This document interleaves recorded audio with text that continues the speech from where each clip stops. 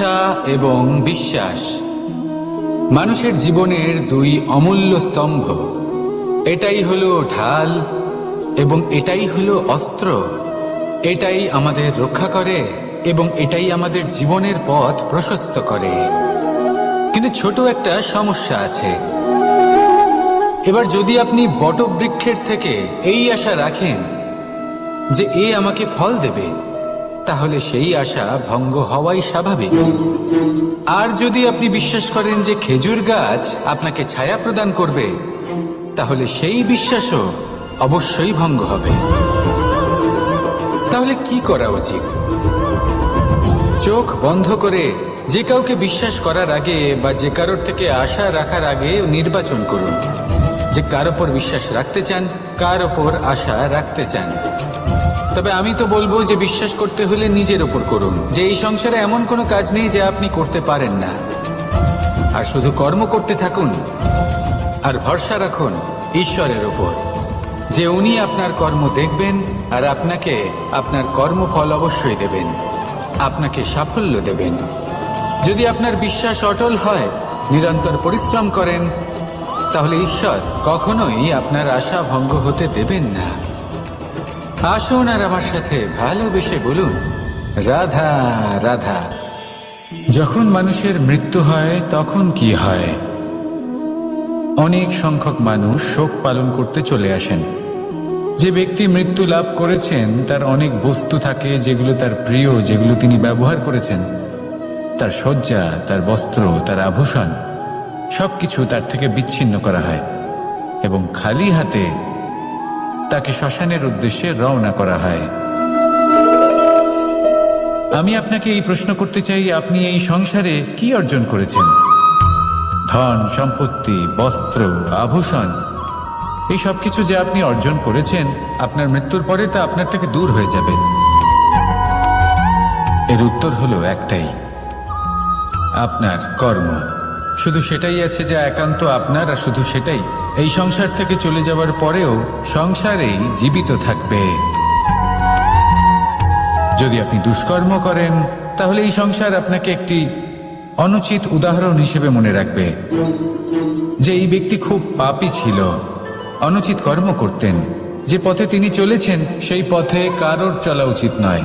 সেখানেই যদি আপনি সৎকর্ম করেন, তাহলে সংসার চিরকাল এটাই বলবে যে খুব ভালো মানুষ ছিলেন, সবাইকে ভালোবাসতেন, সবাইকে সাহায্য করতেন, আমার খুব প্রিয় মানুষ ছিলেন। এটাই হলো শ্রেষ্ঠ কর্ম। সেই জন্য জীবনে শুধুমাত্র ধন সম্পত্তি, আভূষণ এই সব অর্জন করতে গিয়ে নিজের মনোনিবেশ করবেন না। শ্রেষ্ঠ কর্ম করুন। সংসার থেকে চলে যাওয়ার পরেও এই কর্মই এই সংসারে আপনাকে জীবিত রাখবে। আসুন আমার সাথে ভালোবেসে বলুন, রাধা রাধা।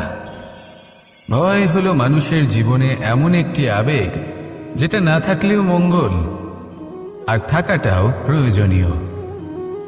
এই ভয় মাঝে মাঝে মানুষকে কোনো কর্ম করা থেকে বাধা দেয়, আবার কখনো মানুষকে এই ভয়ই কোনো কর্ম করতে প্রেরণা প্রদান করে। এবার যেমন মৃত্যুর পর আমরা স্বর্গলাভ করব নাকি নরক বাস করব, সেই বিচারটা ভয় হিসেবে মানুষের মনে ঘর করতে থাকে। আর এই ভয়ের বিষয়ে মানুষ এতটাই ভাবে যে নিজের জীবনের লক্ষ্য, উদ্দেশ্য, রীতি এই সব কিছুর বিষয়ে ভুলে যায়। দেখতে গেলে মৃত্যুর পরে কি হবে সেটা আমাদের মধ্যে কেউ জানে না। সেটা তো মৃত্যুর পরেই আমরা জানতে পারব।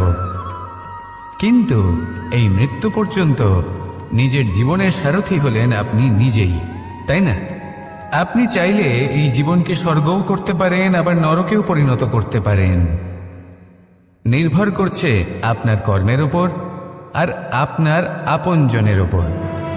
আপনি যাদের আপন বলে মনে করেন, অনেক সময় যাদের আপনি বন্ধু বলে মনে করেন, কথায় আছে যে প্রকৃত বন্ধুর মধ্যে ঈশ্বর বসবাস করেন।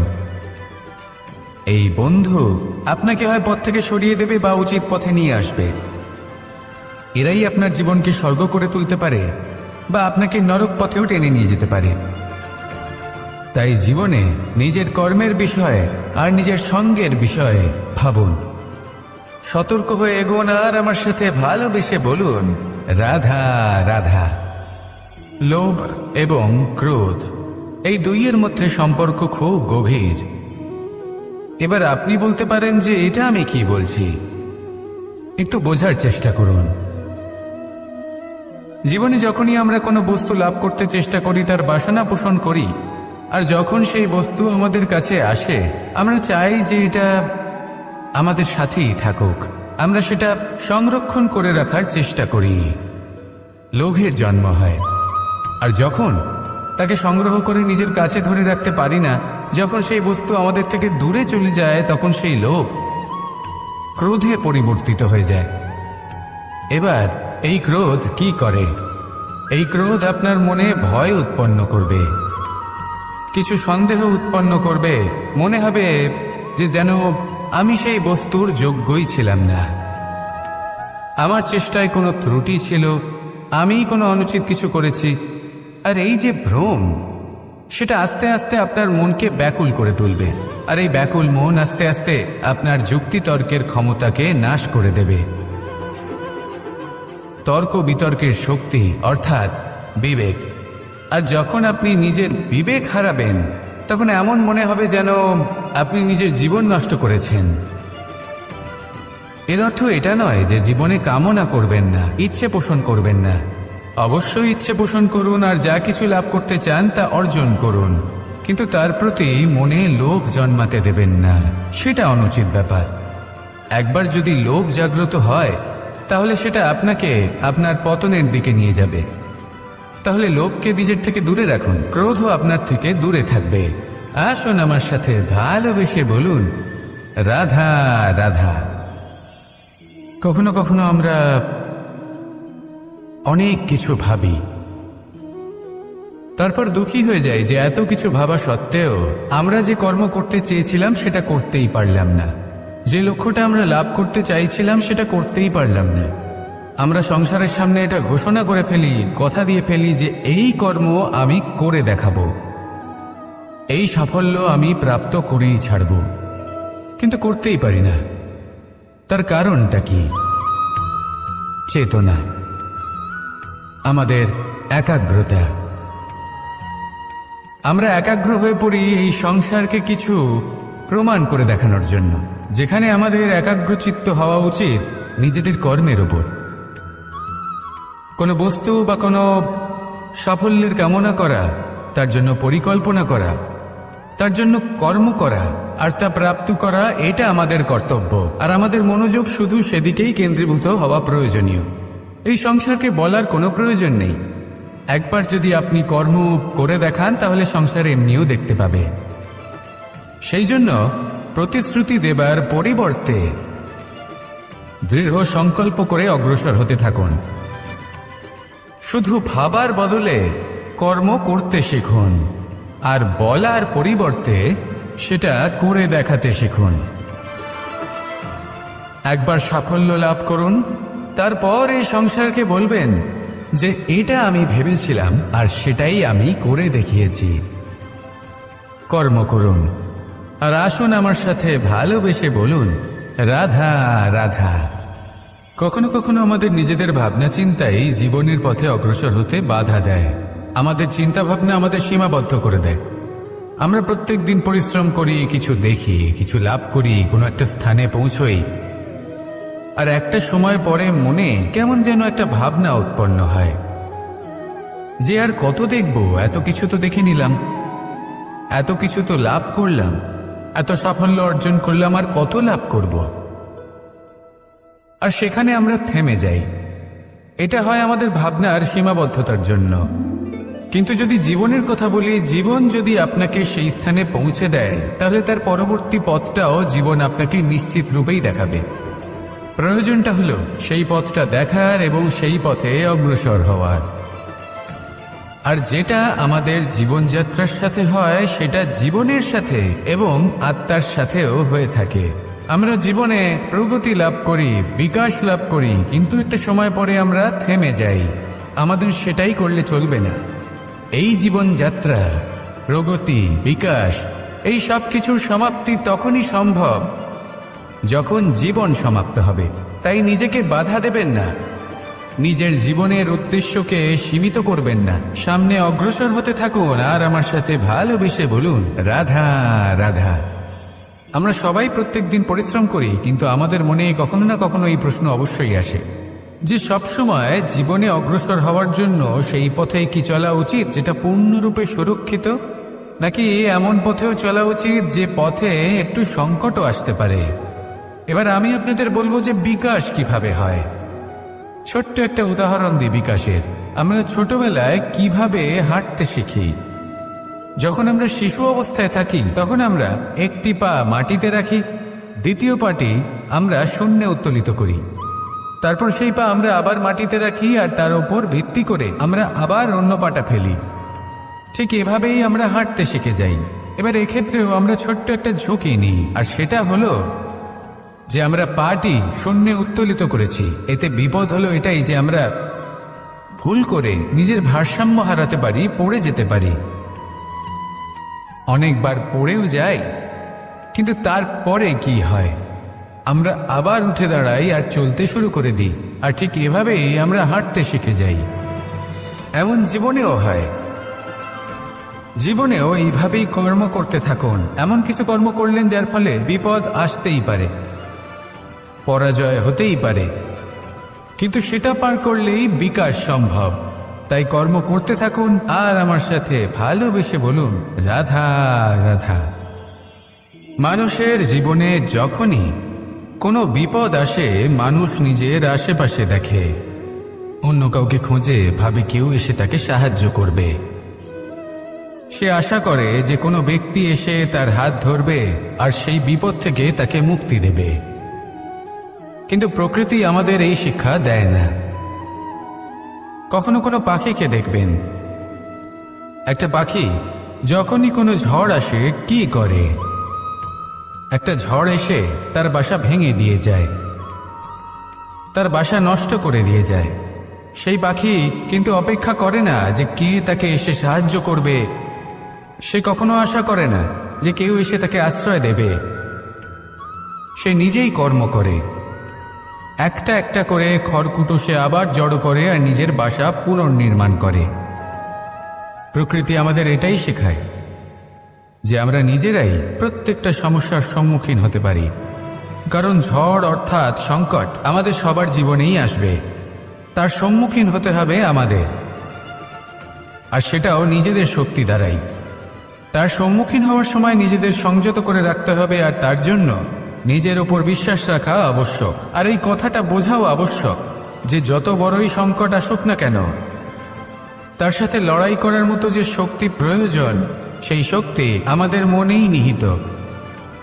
শুধু সেই শক্তি খুঁজে নিন আর সেই বিপদের সম্মুখীন হন।